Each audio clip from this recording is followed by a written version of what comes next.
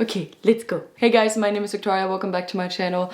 I am finally filming another book wrap up. I really missed doing these videos, even though it's only been a month that I could not film one because I only read 2 books. So today I'm going to show you the books that I've read in October and the books that I've read in November. And I think I have 10 books to show you. Let's just get started before this gets too long. The first book that I finished this month was Ariatni by Jennifer Saint. This is a Greek mythology retelling of Ariatni, and if you don't know Ariatni, Ariatni was promised to the hero, the king, the very known person called Theseus, the man who, you know, spoiler, killed the Minotaur.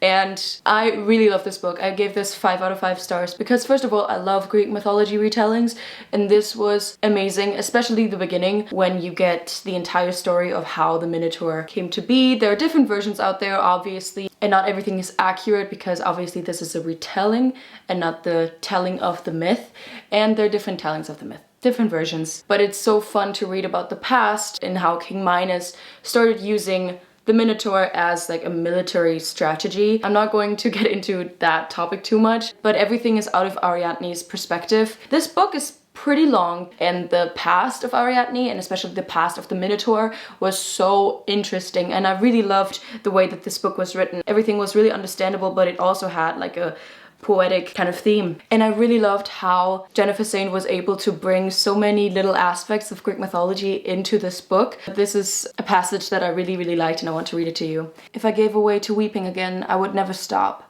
I might dissolve like echo, weeping for the vain, cold narcissus, and be nothing but a thin voice carried on the air. A death like that would be poetic, painless, the opposite of whatever awaited me on this island. So you see, the way that Ariadne essentially talks, informs the reader about her emotions, is sometimes cleverly coupled with Greek mythology, and that was really lovely. So if you are a fan of Greek mythology, definitely read Ariadne. It's beautifully written and it makes Greek mythology so much enjoyable than it already is. The next book I read, or rather listened to, was The Picture of Dorian Gray by Oscar Wilde. I actually listened to this. This is my own copy. I finally have my own copy. I'm so excited. It was clear ever since I read it for the first time in April of this year, that I will read it over and over again. And I listened to this in November and I loved it. This is Oscar Wilde's famous story of Dorian, a very superficial, some might even call him vain, very self-obsessed guy. He gets his picture painted by Basil Hallward. They formed a friendship. Basil was really enamored by Dorian because he's said to be the most handsome man in all the land. And after this picture is done, Dorian gets really sad because he's like, I wish I could stay this beautiful, and I wish I could always remain as handsome as I am now. Why does this painting get to stay the same, and why do I have to change? And he wishes that instead of him, the painting would change over time. The painting would age, and that exact scenario takes place. So this book also has a kind of supernatural element in it. I cannot preach enough about this book. This book is absolutely beautiful. I feel like it's the perfect balance between storytelling coupled with beautiful language, like so poetic language.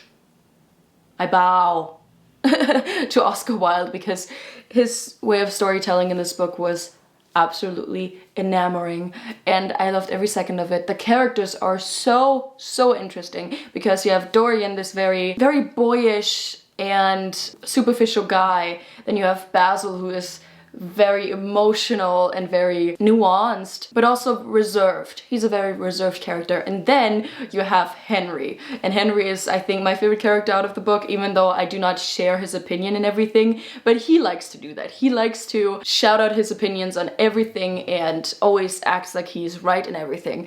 And he is so interesting, sometimes particular about his opinions on things. And I highly recommend this book to anyone who really loves a book because of its characters and the story and the beautiful language, and I highly recommend it in English. So if you are able to understand it, please go read it. I don't think I'll ever read a book that is better than this.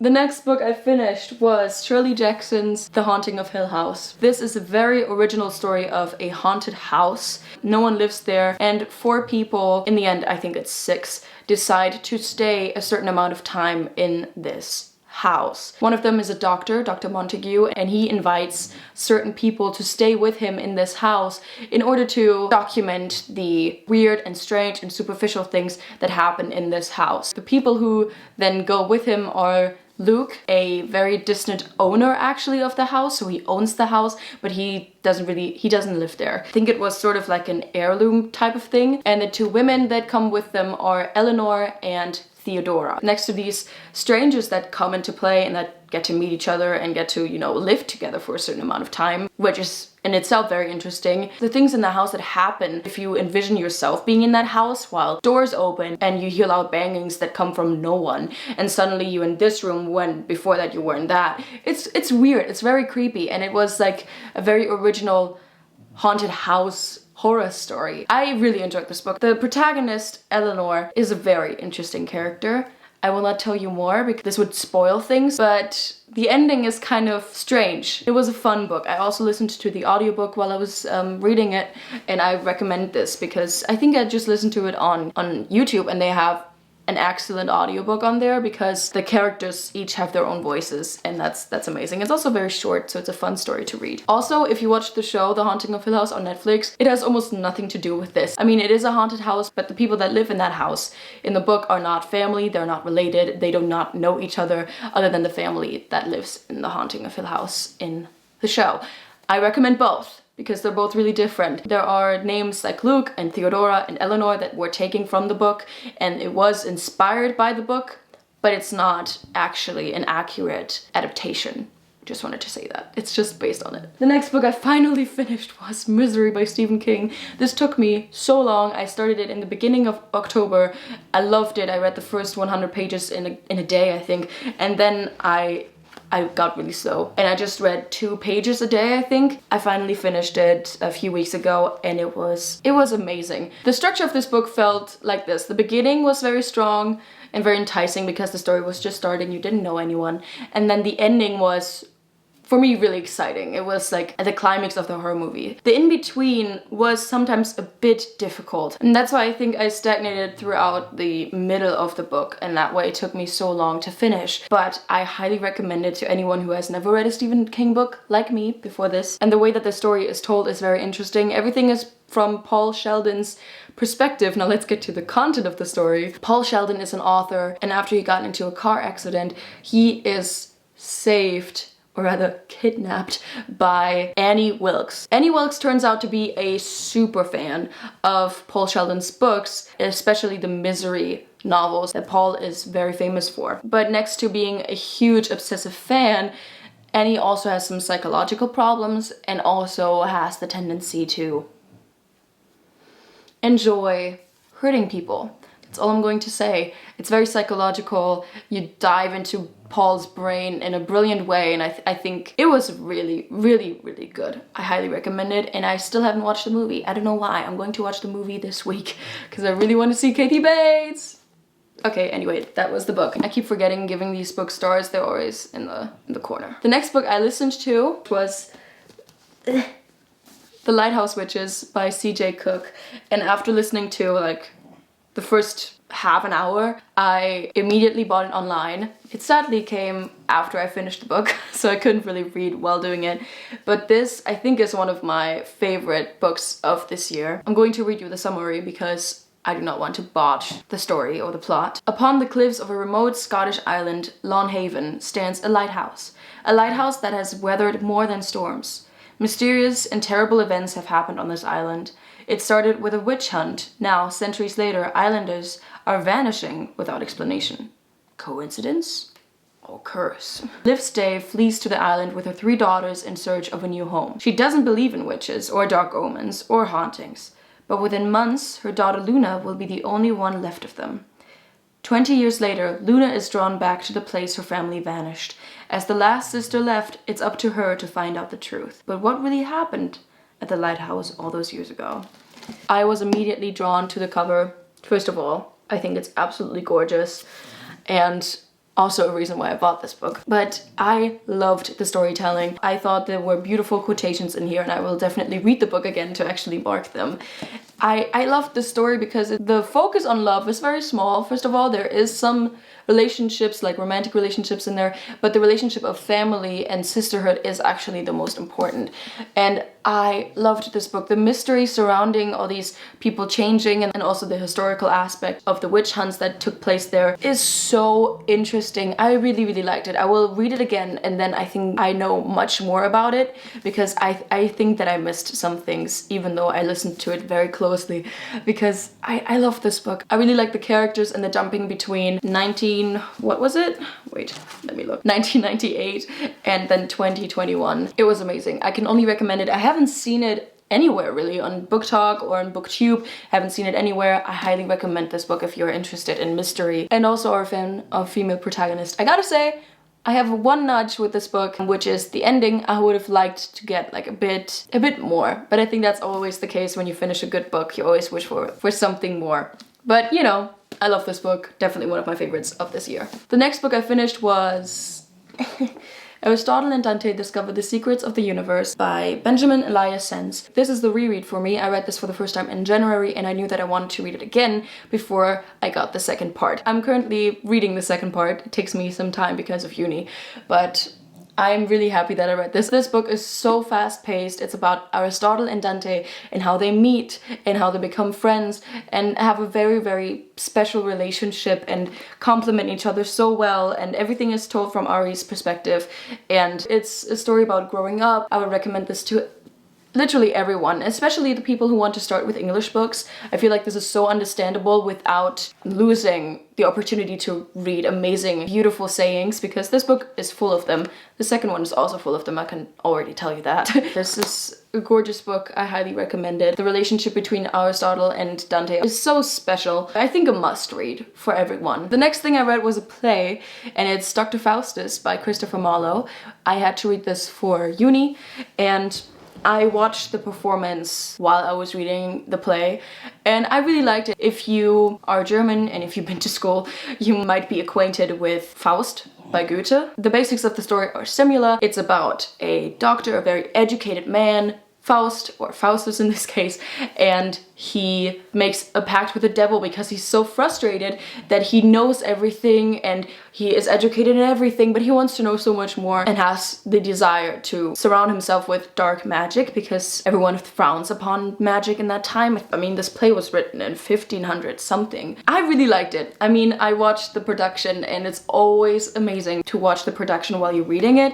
And if you're reading a play, I highly recommend you, if you're still in school or if you go to uni now, to make sure that you find some kind of production of it or kind of like performance, because that's when you really understand everything. When Dr. Faustus makes this pact with the devil, they essentially become sort of friends, and it's not actually the devil that he makes a pact with, it's Mephistopheles. The dynamic of the actors that I saw on stage was amazing. I loved it. And they make all kinds of mischief. Yeah, it's a great story. I highly recommend Dr. Faustus by Christopher Marlowe if you only read Goethe's Faust, because there are essential differences and I liked Dr. Faustus much more. The next book I listened to was Es kann nur eine geben by Caroline Kebekus. This is a German book. It's also non-fiction. You don't see me reading non-fiction very often actually, but this is a book about feminism. In English it's called There's Only One, which in German, if you didn't know, because German is a gendered language, if you only speak English, only one is gendered female in this case. And this is a book all about feminism and sexism and misogyny and how so many times, in so many cases and in so many aspects of life, if there are women involved in anything really, and this book browses themes from parliament, you know, women in power,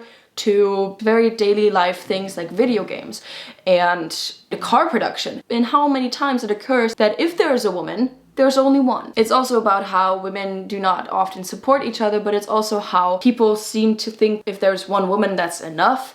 And it's so interesting. The aspects of work environment and the church, Catholic Church, are very huge in this book. I really enjoyed it. Caroline Kebekus is actually a comedian and now also an author, and also I think an actress. So the way she writes is very funny. I listened to the audiobook read by her, so I highly recommend it if you can find it anywhere, and if you speak German, I highly recommend listening to it because it's funny and it's also easily understandable. But there is a scientific evidence behind everything, because she talks not only about her own experiences but also about studies that prove her points. Because I'm a feminist, I know a lot of things already, but it's always amazing how you see systematic sexism and misogyny in so many aspects that you never thought of.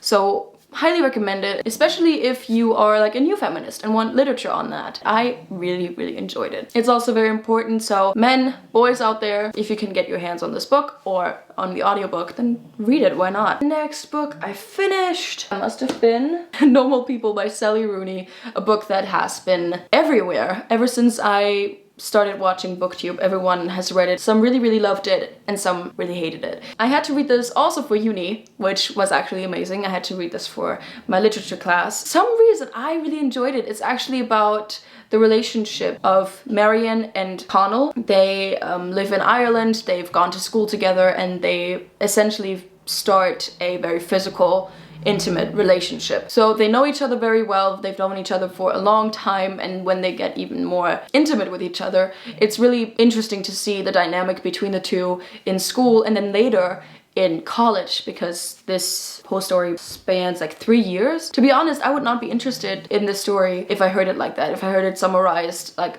it's a love story or whatever. But somehow Sally Rooney makes it so enjoyable that even though I did not find the writing very poetic or something, the way that she writes and the way that this book is structured is so interesting. What I really liked is that the perspectives changed. Sometimes you get to know Marion's thoughts and sometimes you get Connell's thoughts. She jumps through time. She doesn't really care too much about structure. We are in a present situation that the character tells us about, and then we walk downstairs and hear another story from like a few days ago, a few months ago, a few hours ago. You walk back up and then you're back in the present. And that's so interesting. Somehow I really enjoyed it, even though the story wasn't that appealing to me. So yeah. Also got to read this. I'm really happy that I got to read this for uni, because otherwise I don't think I would have read it. We arrived at the last book, which is also a play that I had to read for uni. A Midsummer Night's Dream by William Shakespeare. I read this 2 days ago, and I also again watched the performance. I had to read this for one of my classes. I love this play, and I'm really typical, but I really love Shakespeare. I appreciate him even more than I did in school. We actually read this in school, so this is the copy that we used in high school, in my A-level. I love this play. It's been very dear to my heart ever since I was really young, because I watched, I think a lot of German peeps that are from my generation know these movies, Die wilden Hühner, and in the second part they are making a production of A Midsummer Night's Dream. And ever since I watched that movie, this play has always been in the back of my mind.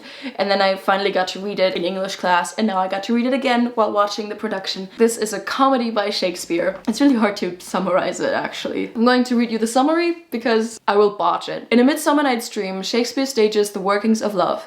Theseus and Hippolyta, about to marry, are figures from mythology. In the woods outside Theseus' Athens, 2 young men and 2 young women sort themselves out into couples, but not before they form first one love triangle and then another. Also in the woods, the king and queen of fairyland, Oberon and Titania, battle over custody of an orphan boy. Oberon uses magic to make Titania fall in love with a weaver named Bottom, whose head is temporarily transformed into that of a donkey by a hobgoblin or pug, Robin Goodfellow. Finally, Bottom and his companions ineptly staged the tragedy of Pyramus and Thisbe. Yeah, this play is a lot, but yesterday we talked about it in a lecture, and it was so interesting and amazing. And we talked a lot about the gender norms and about gender and women and female in power, because if you didn't know, Shakespeare wrote in the time of Elizabeth I, the Elizabethan stage, which basically just means the ruler of the country was Elizabeth I, daughter of Henry VIII, you know, the guy who killed all his spouses except for one.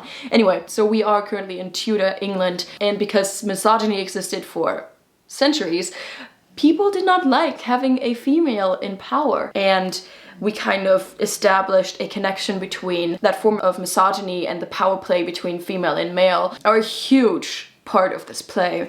I can only recommend it. It's so funny. If you want to, highly recommend it. You can research a bit about it, because I just love how plays, not only Shakespeare and Christopher Marlowe's plays, but also contemporary plays of today have like this superficial story that you watch and can enjoy, but also have a deep intention of everything, just like movies, just like music, everything is so nuanced and you can dive into them, and it's I just really love it, and it's great. I love it. This was the video. Those were all the books that I read in October, the first 2, and the rest I read all of them in November. A great reading month. I read amazing books that I thoroughly enjoyed, and I can't wait for December. Now it's already a bit late, I need to go. I hope you enjoyed this video, and if you did, please give me a thumbs up and comment down below what you would like to see next. Make sure to subscribe to this channel, and don't forget to click the little bell next to the subscription button to never miss an upload, because you get notified every time I upload a video. If you want to get all the updates, make sure to follow me on my Instagram. All my social media is linked down below, and if you want to be an even bigger supporter of my channel and of my content, then you can check out my Patreon. It's also linked down below. December is going to be such a fun month, especially the last week will kill me, but there will be so many videos coming, I promise you. I think this is it. Thank you so much for watching. I hope you have a wonderful day or night or whenever you're watching this, and I'll hopefully see you in my next video. Bye! I just forgot something. I just remembered it.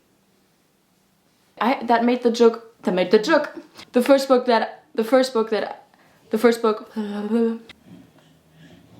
Quack sheep. Shh. Quacks. Hallo, wach mal auf. Shh, it's okay. Shh. Okay, my dog was just dreaming.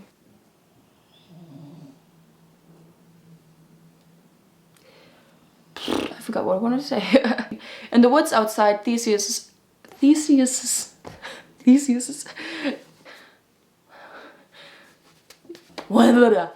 I can't say that.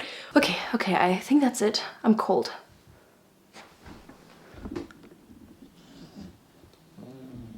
You see how he moved away from the camera? He hates being filmed. Anyway, bye!